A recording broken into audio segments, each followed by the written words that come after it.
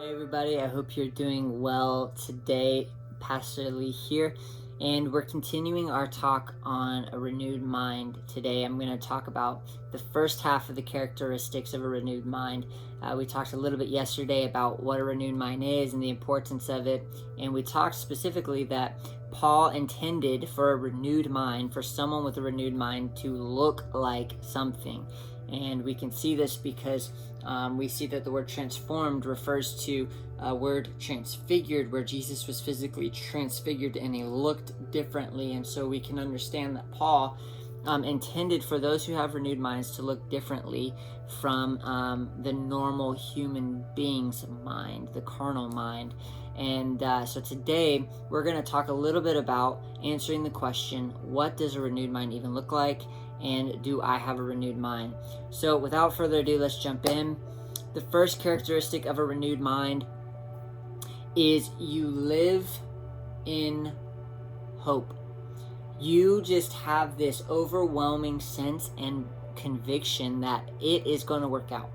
No matter your situation, circumstance, or what is presented in front of you, you have this ability to see the glass as half full. It doesn't matter what your governmental leaders are doing. It doesn't matter what your boss is doing, or your spouse, or your children. You have this ability to see that all things are going to work together for the good of those who love God and are called according to his purpose. You live in this overwhelming place of hope, and a renewed mind causes us to see things that look bad as hopeful. There's hope in this bad situation. It eliminates the need for anxiety and depression, because we always have this sense of optimism and always have this sense of, yeah, but I see how bad things look right now, but I know that they can work out and bless myself and bless a lot of people around me. I have this overwhelming sense of hope that God is who he says he is, and he'll do what he says he'll do in my life. And so one characteristic of a renewed mind is you live in hope.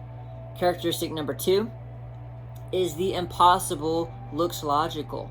The impossible looks logical. So from now on, you look at the mountain that stands in your way and say, man, it's possible for you to be cast into the sea. Get out of my way. You begin to take the roadblocks of life and you begin to say, no, there's a way around it. I can overcome this. All the dead bones that are in your life, you begin to look at and say, these dead bones can live, come to life. And the way you begin to act, and the way you begin to talk, and the way you begin to interact with other people, and the way you begin to conduct your life is completely different. It's no longer from a place of fear and security. It's from a place of believing the impossible can happen, and so you're going for it. You're going to live your life to the fullest because you believe God's promises. You don't let fear hold you back. You don't let safety hold you back.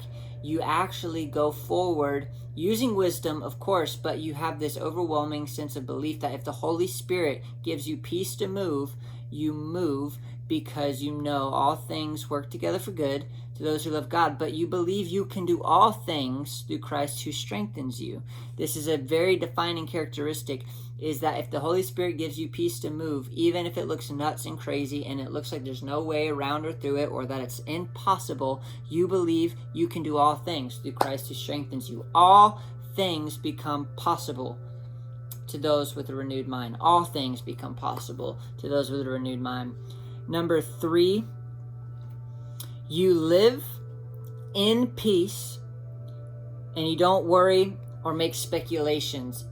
So you live in this place of peace, where peace is superior to fear, where peace is superior to anxiety, where peace is superior to stress. You live in this place where when things look like it's going to have an unfortunate turnout, that you believe God's got your back through it.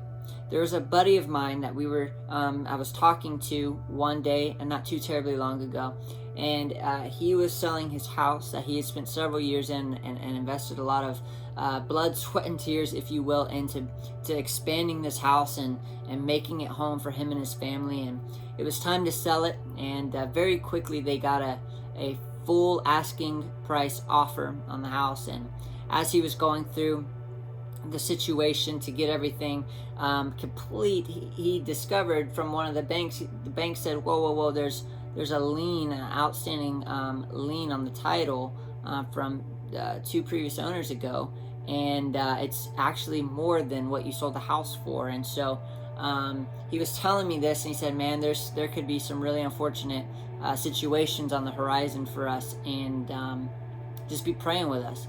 And wouldn't you believe that before our conversation ended, he got a phone call from someone helping him work on the situation, and she said, "We don't know what's happened, but I've contacted everyone, and there's nothing on the books. Everything's been cleared. We're good to go."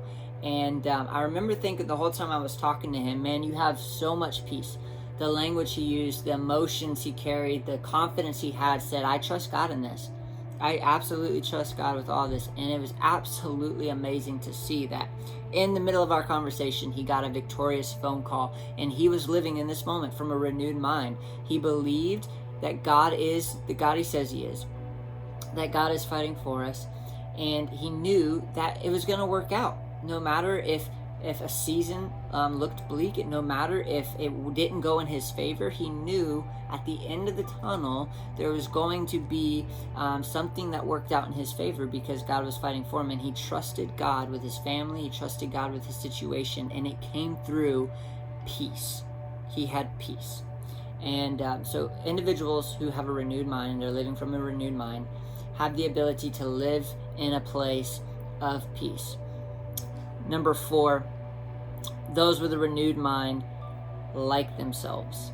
They really like themselves. They look in the mirror and they love what they see. They love who they are, and they love what God has created them to be and who God has created them to be. They don't worry about the flaws and the downfalls, and they don't let that weigh them down. They don't let the enemy come in and spread lies to their mind that says you're not good enough, that says your past is too bleak for God to love you, that says you're not worthy of God's love. These voices of the enemy are silenced, and they love their flaws, they love their downfalls, because they understand this, that they have the Holy Spirit to help them improve in areas that they can, and that life is a journey, and that they will improve and they will grow with the help of the Holy Spirit. But the areas they can't change, they rejoice in. They actually boast in those areas, because they know that it's in their weakness that Christ is made strong. And so all of a sudden their weaknesses become assets for them, and they're able to use these weaknesses for God's glory, and God uses these weaknesses to glorify his name and his kingdom in their life. And so in their weaknesses, they see these as opportunities to glorify the Lord, and that the Lord will work in and through them in their weaknesses. And so they rejoice in those, they boast in those, just like Paul did. And so those with a renewed mind, they like themselves and they love themselves. And we know that one of the greatest commandments is to love your neighbor as yourself. And it's hard to love your neighbor as yourself if you don't love yourself very much. And so those with a renewed mind have learned to love themselves in every part of themselves, the good parts and the ugly parts, and the weaknesses and the strengths. And that today concludes the first 4 characteristics of a renewed mind. And what I want to end by saying is that I believe we are all in a work of progress condition. We're all a work in progress, and it's okay that if you're looking and listening and saying, "Man, I don't meet any of those," or "Man, I feel like just a long way off from being an individual with a renewed mind," and it's okay. Life is a journey, life is a process, but this is where Jesus desires you to get. This is what's accessible to you. This is what's possible for you. And if you'll let the Holy Spirit have his way in you and let him form you and transform you, you will have a renewed mind. It is possible, and it's biblical, and enjoy the process, enjoy the journey of a renewed mind. I hope you'll join me next time for part 2, where I talk about characteristics 5 through 8 of a renewed mind. And I hope that this has been insightful for you, and that maybe you've learned something, or maybe that it's blessed you in some way, shape, or form. I love you very much, and see you soon.